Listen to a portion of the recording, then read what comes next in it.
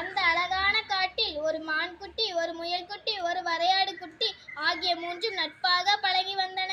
ஒரு நாள் அவற்றின் அம்மாக்கள் வெளியே மேய்வதற்கு சென்ற நேரத்தில் இவை ஒன்றாக சேர்ந்து விளையாடி கொண்டிருந்தன. அப்போது ஓர் ஓநாய் இந்த 3 குட்டிகளையும் பார்த்தது. அவற்றை வேட்டையாட துரத்த ஆரம்பித்தது. அவை பயந்து எங்கு செல்வதென்று தெரியாமல் திகைத்தன. முயல்குட்டி இடது பக்கம் என்றது, மான்குட்டி வலது பக்கம் என்றது, வரையாடு குட்டி நேரே என்றது.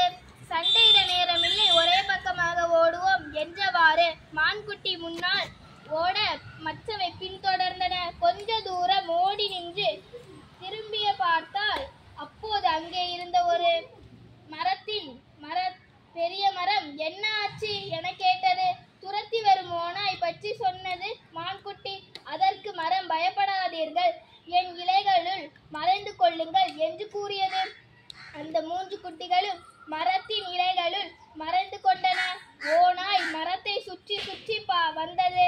இந்த 3 குட்டிகளையும் கண்டுபிடிக்க முடியவில்லை. சிறிது நேரத்தில் சோர்ந்து போன ஓநாய் வேறு இரையை தேடி சென்றது. அது போன பின் அந்த மரத்தை 3 குட்டிகளையும் வெளியே விட்டது.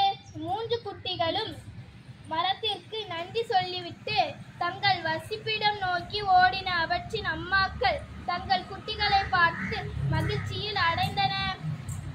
நடந்தவற்றை அம்மா மானிடம் குட்டி மான் சொன்னது.